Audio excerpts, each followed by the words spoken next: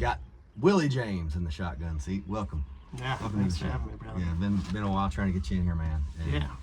we've been friends for a while. You've been you moved down here, Yeah. and I met you at, I think it was BBH in Richmond. It was, yeah, man. That was, I think you were one of the first, within the first 2 weeks of me being out, I went to that open mic. Yeah. Which was awesome. And the open mic there is really cool. The sound is incredible. It's the best sound, dude. It's so good. Yep. Dwayne's the man. And also, just what a great place for you to go to initially. Yeah, man. Kind of get into that music community that's kind of building. Yeah, dude. Has been building for a while. But so when did you get into music? Well, I kind of was raised in it on my dad's side, and as far as I wrote my first song in 3rd grade. Wow.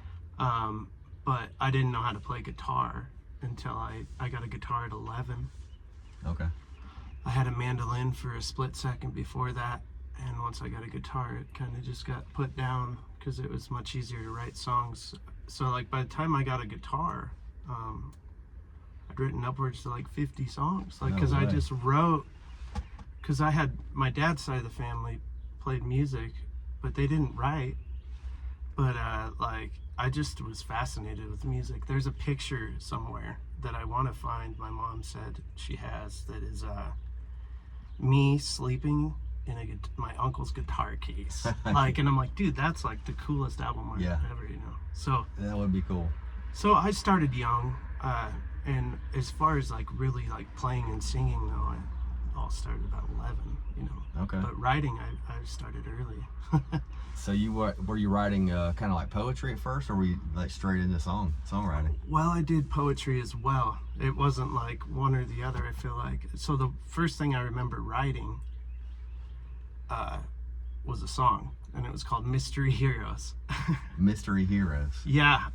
So my dad was a veteran, and I had people in my family, and it was the first verse was about soldiers, and then the second verse was cops and riots. And this is crazy to think about, a 3rd grader writing that, but obviously it wasn't any good. But I mean, that was the concept of it. Yeah. Well, kind of makes sense because as a kid, as a little boy growing up, I remember just playing anything with warfare. Cops and robbers, cowboys, Indians, that kind of thing. All where of you're just it. And that's what they kind of pumped into you as a kid. Yeah, man. So that sounds like pretty great thing to write about your first song. It was pretty neat. And then I wrote a bunch of I have a notebook locked in a place no one can see, because but I probably have 25 of those that are actually written down in your old song, the original song? Yeah, the original paper that it was written on, and it's, spelt wrong, and it's a kid. Cool. But that is so cool, man. You still have that, because how many times do you write something out as a kid and it just gets lost or thrown away or whatever? Yeah, it's weird that I have it, and I because I've lost a lot of other things, and for whatever reason that's always stuck around. But it was it's a green 3-ring binder, right? And they're in the little envelope things you can do for paper, And then I got that though from we were living in Livingston, Montana, and it was when I got that mandolin, it was to play in church, and this was the music book, and it had along with those songs, there's chord charts to Amazing Grace and old hymns and stuff. So yeah, so it's kind of just always been around. It's kind of weird, but. And so around 11 is when you started writing songs. What's your total number of songs you think you've written so far up to this point? I would say over 1,000, because I used to number them. And the last one I remember numbering was 623, and that was 7 years ago. Wow. And I mean. And do you ever go back, if you feel I want to change my set list up? Do you ever go back and find one that you wrote 10 years ago or something? Absolutely. And I also, I've gotten to a point there's certain songs I wrote a long time ago that like it could be nothing more than like the syllables or the cadence of a line that I'm like, oh, I kind of like that, and I'll like pick it out of there because the song's just been sitting for years. So some of them I'll pick the bones out of them if they're not, you know, if overall it wasn't a great song. You got a couple lines in there that just stick out. Yeah, I think that there's no such thing as useless creativity, you know, like, I mean, there's always something to take out of it, you know. Yeah, it's that when that muse hits and you just feel like writing something down. You know, you stream of consciousness sometimes, and sometimes not even a song that makes sense at the time, but it's a part of that will become something in the future. Yeah, that it's like a weird like premonition thing. I've had that happen, like it's where pretty cool. I'll write something, I'm like, where is that? And then like 9 months later, I'll play the song and I'll be like, oh, that's what I meant. Like, I love it. I think what's so cool about songwriting is there's so many people that do it, and I've yet to meet someone that can fully explain how. Yeah. Because like there's that mystical element to it of like, you know, I mean, you can break down like processes and all of that, but like at the end of the day, you really can't fully explain it.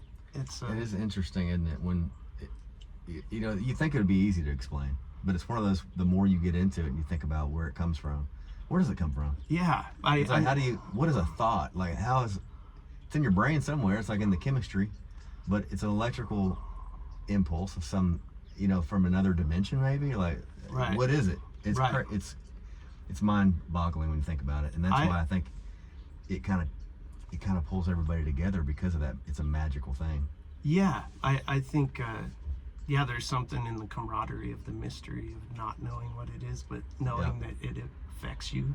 You know, like. And isn't it interesting too, where you know you can listen to an artist, and it just moves you to tears sometimes when you hear them. Another person hears that same artist, and it doesn't do a damn thing.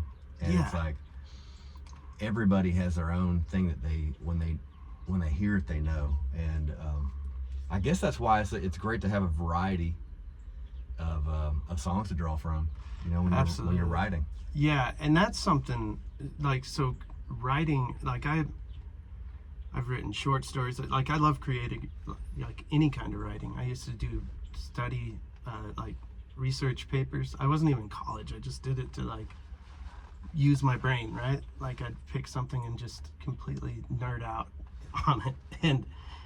But with that, as far as creativity, like I find that the more I like dive down into it, the more I realize that I have zero idea what, like it's like you get too close to it almost, but it's a beautiful thing to be able to be a part of, for sure. And I back to where we were talking about someone listening to the same song and getting two different reactions. I always thought, you know, one of my favorite definitions of music is the sound of emotion. Mm-hmm. And like I like that because that's basically so you get angry differently than I do. So someone who is able to be empathetic to, that wrote that song possibly, that's angst that you relate with, I think that's a part of it as well. Is like, you know, the receiver is in line with the person that's bringing it out. You know, it could be the same message and just a different messenger, and it can, you know, convey something completely different. Yeah. But that is intriguing, man, to think about that. I never thought about it like that, about how it's kind of an emotion, you know, how you're kind of describing an emotion. And, you know, everybody has their own background, their own life. Yeah, man. And we hear something in a song that just like reminds us of something in the past, and it's like, it's either great and exhilarating, or something maybe traumatic, or something like that strikes a chord with us and it makes us sad or happy, whatever. Yeah. But that's why it's always going to evolve. It's always going to be changing because of everybody's life is so different. Yep. But there's so many things that are exactly the same too, and it's that common thread. It's like an ebb and a flow. It's like the ocean's always changing, but it's still the same ocean. Right. It's like, Absolutely. And some people are terrified of the ocean, and other people can't, imagine not living next to it. yeah. Um, You know what? We're probably 10 minutes in already. Haven't even talked about cigars one yeah, time. man. This is one you're gonna smoke today. This one is Sweet. now that's my favorite cigar. I've smoked a bunch on the show. That is my favorite manufacturer too, Perdomo. Cool. That's the 10-year anniversary champagne. It looks I wanted awesome. you to try it. This one right here is a Macanudo. You can see that label. I'm gonna take it out of this plastic. This one, I didn't even notice it when I bought it. This is an espresso with cream. So it's a Toro, and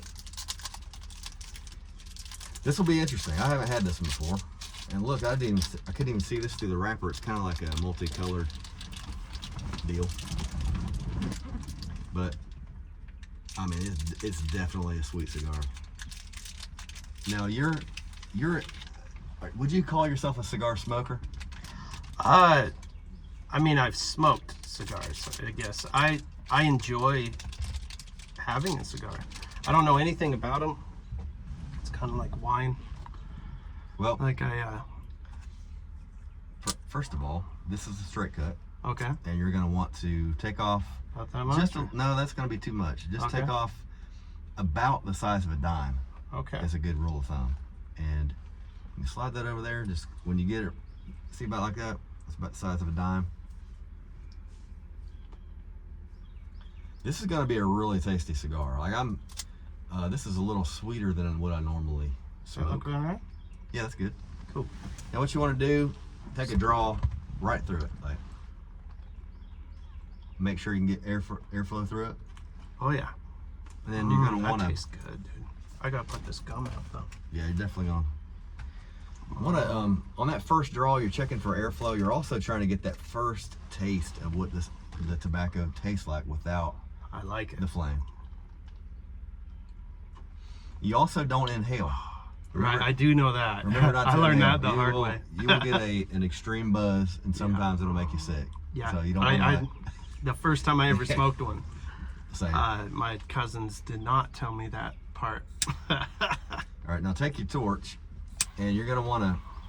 Now everybody's got their own technique, but I'm learning my own. Okay. And I'll just teach you the way I do it. What I do is I light up the end. I warm it up because Okay. I want to get all that tobacco from the filler to the binder to the wrapper. I want to get it all to light at the same time. So what I do is I heat it up until it starts to get a little red. And once I get to that point, Cool. see how even that is? It's all burning at the same time. And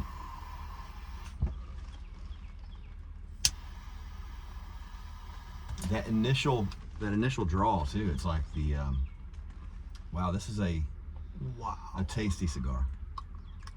Bro, that is really good. Yeah, that is my favorite one. If I had to smoke one cigar from here on out, that'd be the one. Yeah.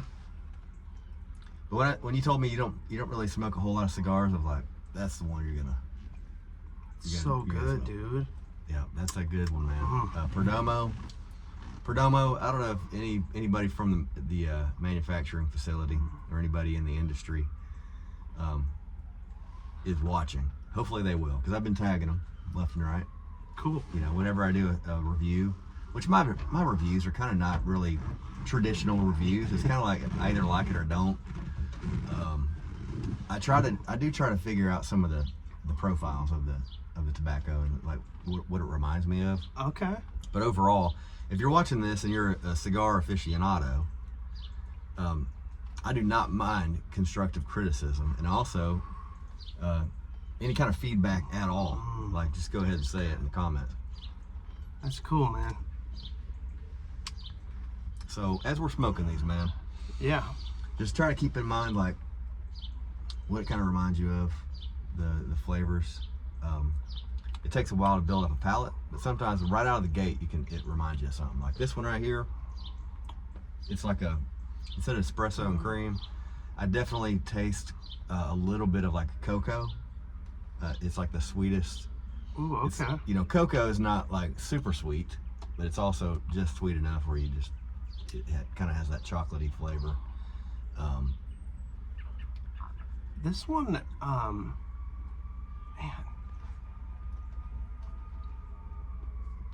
it tastes so. I have a hard time, like, it's super mild, but it's like not bland, if that makes sense. Like it's not like wham, but it's completely like a great flavor. I can't think of anything though, like relative to it as far as like another flavor at the moment. That the wrapper, notice how light the wrapper is? Yeah. That's like a Connecticut wrapper. So like the shade of wrapper is determined by how much sunlight the tobacco gets, and also how it's aged. Like, tobacco's hung up in a barn or put in a pile.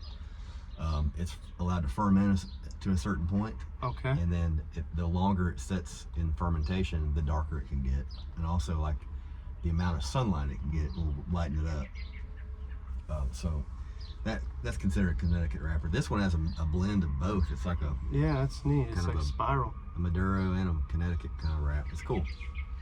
Let's get back to your story, man. Yeah, so when I met you, you just moved from another state. Was it for work? No. There was probably the three main reasons were my wife graduated college.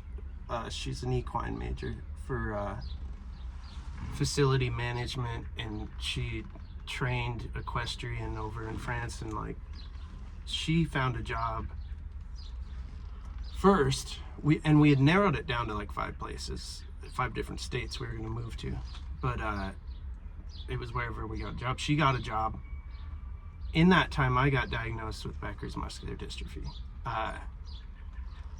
The winters, so other than the main symptom of that is muscle loss, there's spasms and cramps, right? So when it's 30 below zero and you're out there shivering, it doesn't work out well. So one of the largest reasons was climate. That's a huge life adjustment, isn't it? Like you get diagnosed or something like that. Yeah, well, and the weird thing is I've had it my whole life, right? Because it's a genetic disorder. And you just didn't know it?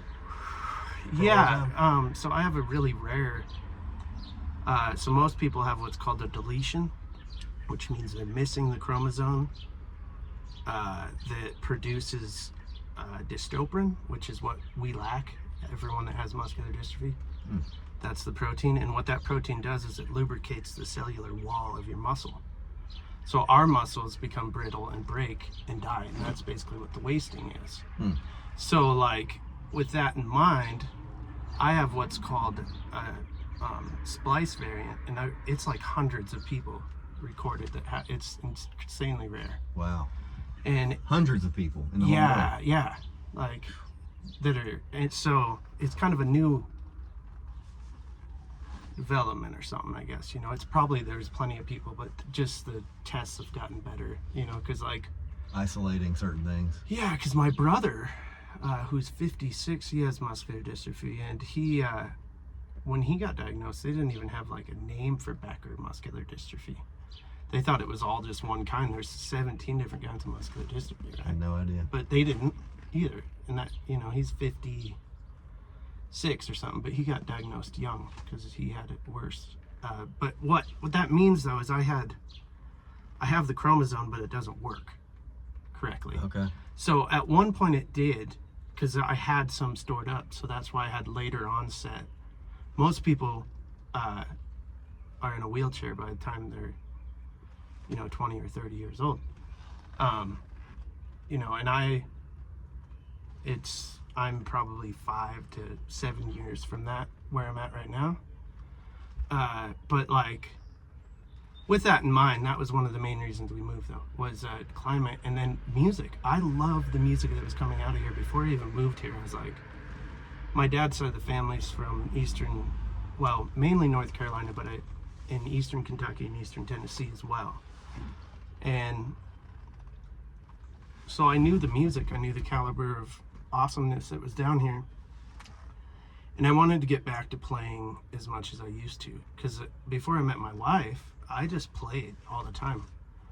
I'd take spot jobs, bartend in the winter time or something, so I didn't have to drive in the cold, and then go play for a few months and then, do that. And so when I got down here, like the first year I did pretty well, and then last year I played 155 shows and like held down a 40-hour-a-week job too, so I was tired. So I'm playing less this year, but I'm recording a lot more. I have like 17 songs right now that just need odds and ends between album art and maybe some lead licks I need to lay down. But so I've been working a bunch. But are you like self-producing? Both. I've got 2 different producers I've worked with. So when I lived in Montana, I was a co-owner of a studio,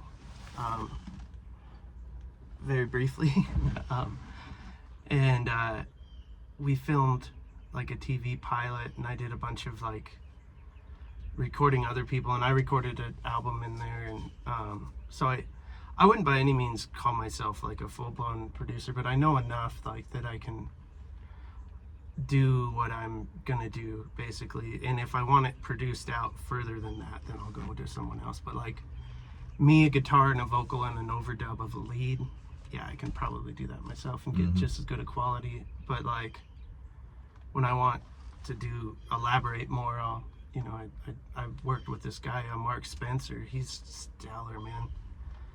Same musician himself.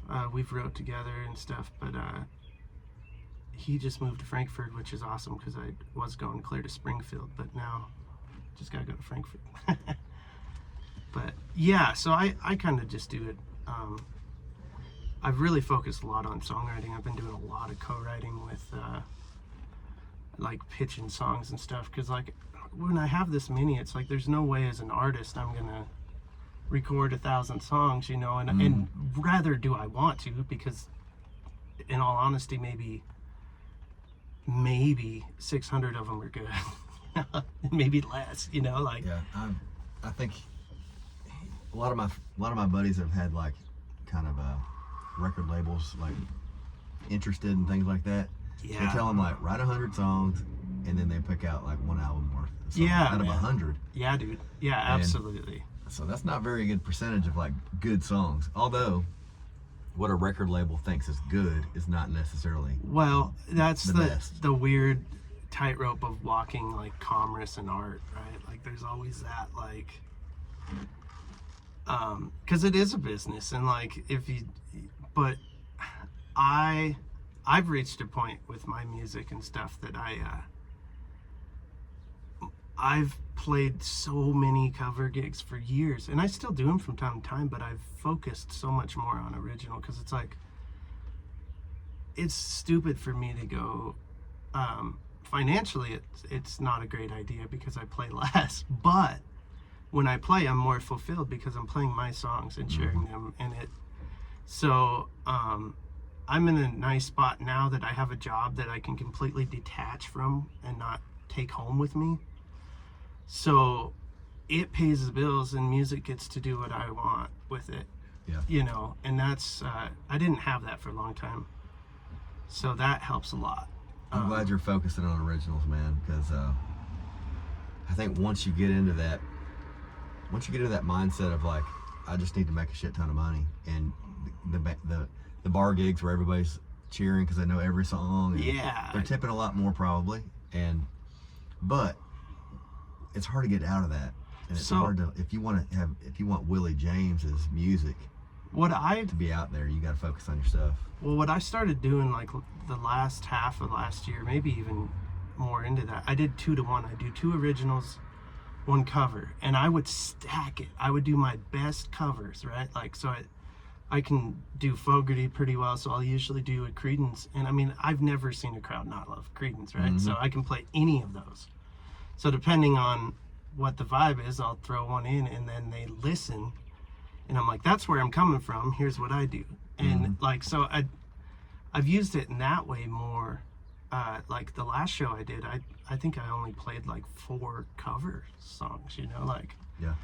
And I think so I come from like a blues background as well. Not only, like, I grew up on country and I love that as well, but I'm a blues guitarist and like my voice has got, you know, that bluesy element. So it's fun because I can throw out some blues tunes that, I mean, it's a 12-bar blues or whatever it is, Mm-hmm. and nobody really cares because they're going to dance to it, and it's, you know, so that it's fun to have those in the back pocket too, you know. Yeah. Of like, That is cool when you're in a situation where people are dancing to an original. yeah, other than I have to play in time then, and I'm like, oh man. You kind of have like some dream shows to play? Yeah, I mean, venues, yeah, I'd love to, you know, I mean, I'd love venues, right? Like, I keep going back and forth because, like, although I'm still pursuing, like, because I love performing, it's fun, but I've really, like, have honed in on, like, the songwriting, like, and pursuing that is, like, something to, kind of, I'm trying to think of who it was that basically did that, where they had a bunch of songs and they took the ones that didn't necessarily completely go with their artist view, and that paid for their artist career. And that's kind of the angle I'm doing at this point because of my health, because, like, realistically I have like 6 years before I'm probably not able to play guitar, and that's like super bummer. So yeah, I would love to you know, play. Obviously the like biggest thing ever I think would be awesome is to do like a either Red Rocks or frickin' of course the Ryman would be cool, but I mean, like, what I would like to do is get to a point that I'm doing rider rounds with like pro riders, and like so those are my favorite things, dude. Not only as a performer, but as a consumer, dude, I would go watch a ride around over anything. I like them too. If they're the people that I, you know, even if it's not someone I dig, I'd love it because it's like you get to know them, and it's it's the rawest form of the song, and I like that. So it does make a difference too when you can hear the background of the story. Yeah. And the song, and sometimes it's surprising, like the background of the story. Sometimes it's like not what you thought. Absolutely, man. You know, the songwriters. How many songwriters rounds have you been to where it's a pro on stage and they have created songs that are legendary, and you never knew who the songwriter was, and there they are. They whatever they wrote down, whatever they played, now it's become a song where everybody knows. So like I love songwriters. Like I even you know, when I'd look at I love studio musicians too. I know a bunch of them that, like, I thought about going that avenue because, like, guitar wise I can play just about anything if I, you know, I mean, I've written like metal songs with my brothers, and, like, you know, I can shred and do that stuff and like do all the different. So I thought about that avenue too, of like doing like collaborations with people and just coming in and playing like lead on it, you know, as like some session work. Yeah, you know, and but with the songwriting, like Tom Douglas, like do you know who he is? He wrote like The House That Built Me. He wrote Here in Little Rock.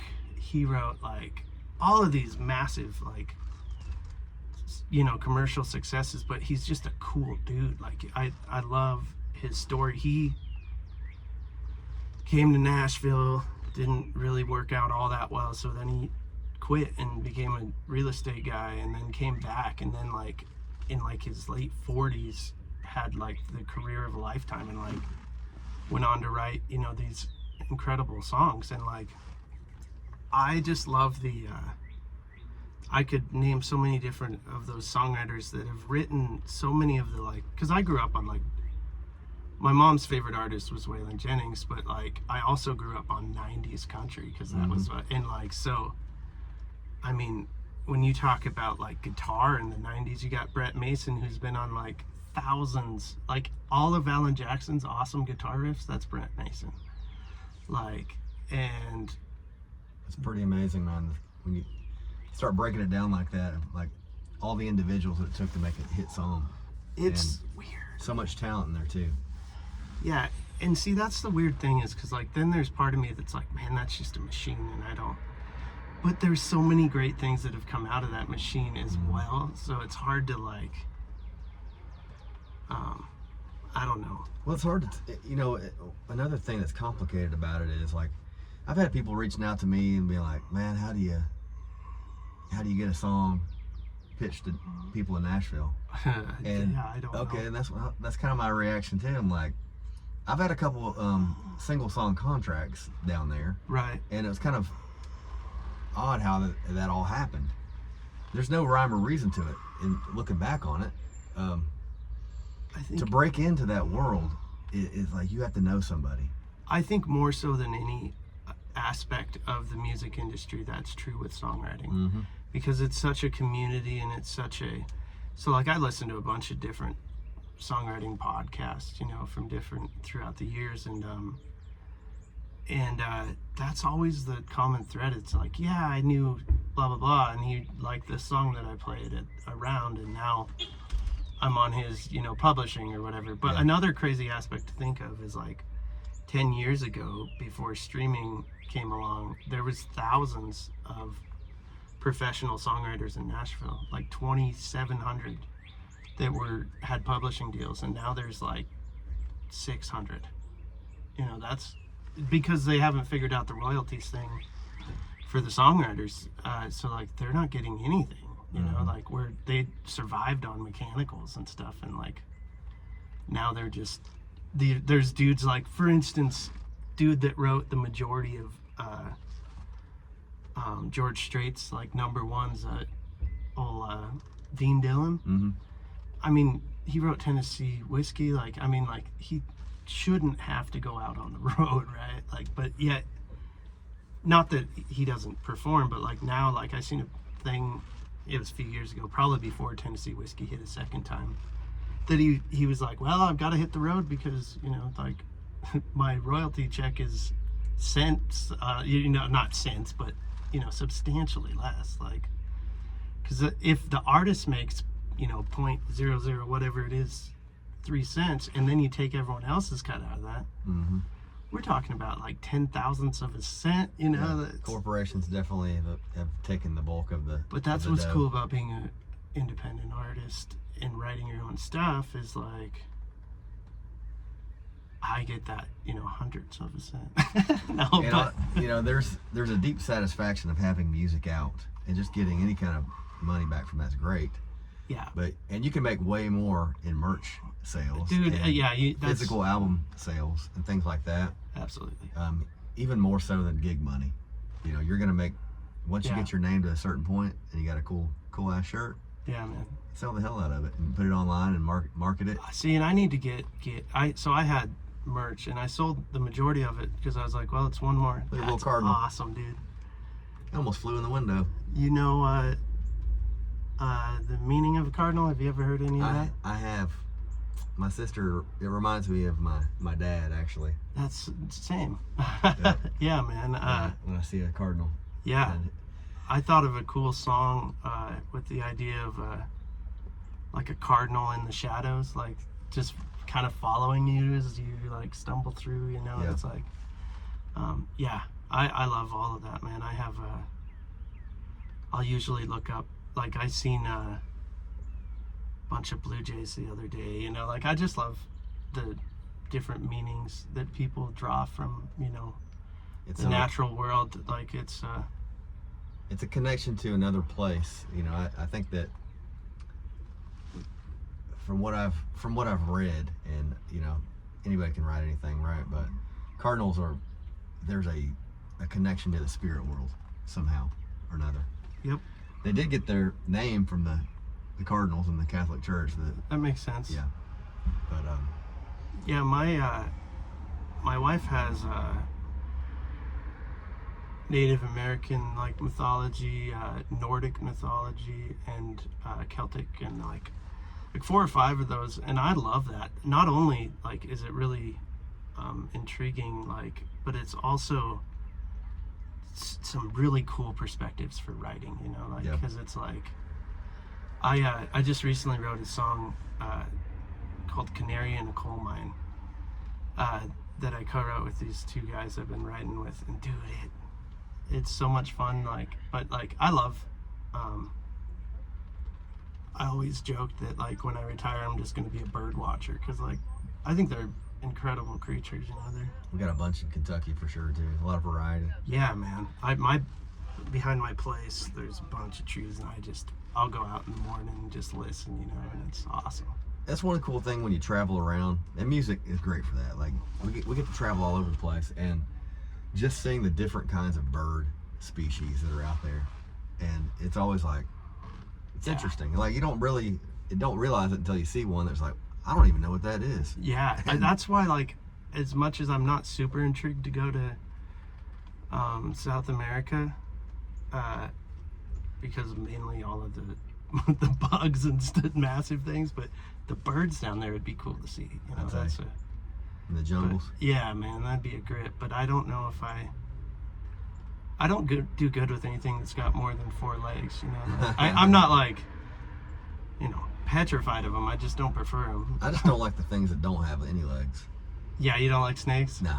So I grew up. I'm not petrified of them like I used to be when I was young. Yeah. I can see them now, and they don't make me jump. Yeah. You know, I've got little ones around this yard, but it's when they get, you know, they're out in the woods, and all of a sudden you see one, and you're like, I could die right now. That's man. Growing up in Montana, like Southwest Montana, like place we moved from, even like my wife killed like 6 snakes in like 3 months, all rattlers, you know. And if comes find out there was a den, like, you know, just like less than a mile away. Willie, we're getting to almost the 40-minute mark, and anything after that, it's like very difficult to upload it. Yeah. In conclusion, what do you think about the cigars? I'm definitely a fan. This is delicious, dude. It's very, very good. Perdomo. Yeah. 10th anniversary champagne. Top notch, man. This one right here, this Macanudo, it's been a great smoke the entire time. It's burned pretty evenly. You know, it's a great flavor. This would be like a dessert kind of thing. You know, after dinner, you want to wind down for the evening, grab you a little thing of brandy or whatever you want to sip on, and then this right here, wind down. It's a good one for that, and highly recommend it. Yeah. I want to get your, in conclusion again, like I want to get your perspective of, you know, you've gone through some hard things. You know, you've had muscular dystrophy to deal with. That's a major thing, and it's weighing on your mind into the future to the point where it's like you feel like there's maybe a time clock. Yeah, man. And so, knowing that, how does that affect your ability to live in the now? Like, is it? I would imagine that it would brighten it up. So basically, I've been a connoisseur of sorrow. It's one way to put it. Like, I lost my father young. I went through a lot of tragedy previous to this, right? Okay.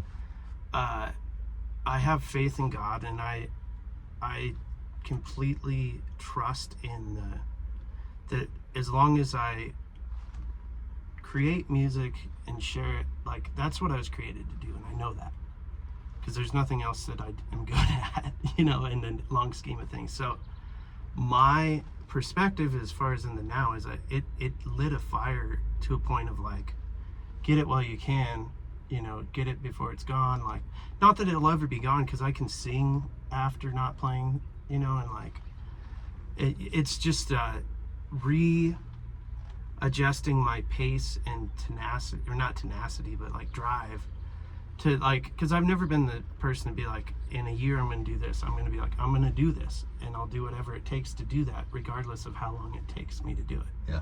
And I've done that my entire life. So I'm just continuing with that and trusting in, you know, that as long as I keep the creative integrity and write the purest form I can, that the rest is irrelevant, you know, because it's like, that's the goal at the end of the day. So I love that, man. Yeah, it's like I knew it had to. Once I heard that, I was like, I know that it has to affect your outlook on life in general.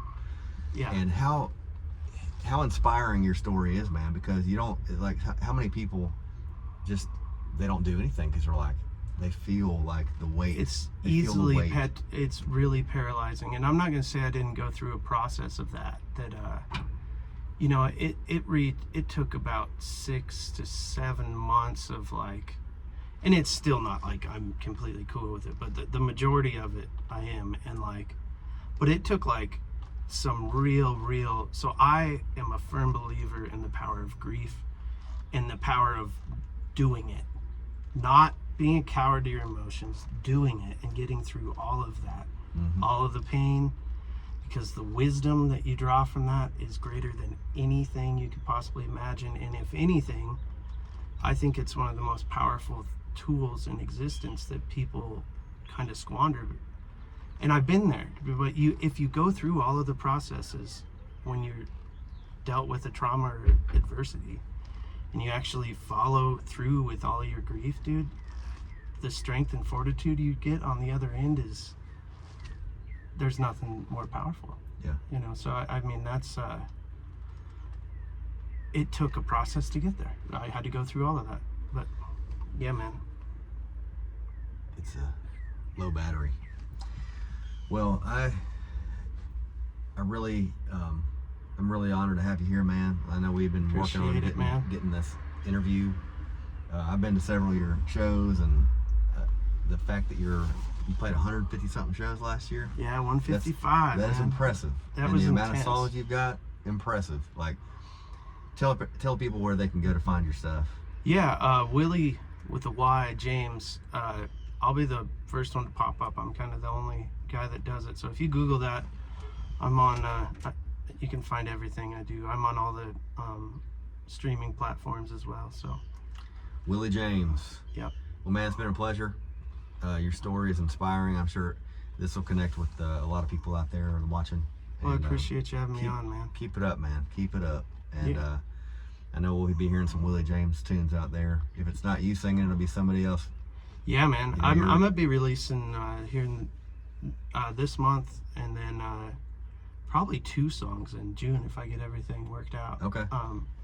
So I'm pretty excited about that. I got some interesting ones I'm releasing. So I want to do a show specifically with songwriters. I don't know how I'm gonna formulate it, but like, there's so many questions about how everybody writes songs. Yeah. And I want to do like a panel kind of show at some point, maybe in the back of this pickup where everybody's sitting around, that's passing cool. a guitar around. I dig it. Yeah. I'd like to have you on that, man. I'd love to be a part of it.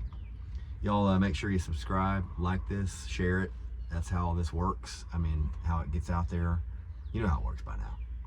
But I want you to be there, so hit that subscribe button and make a comment and smoke good cigars. Yeah, this is delicious. It's been another episode of Falling Forward. Willy James, good to have you, man. Thanks, man.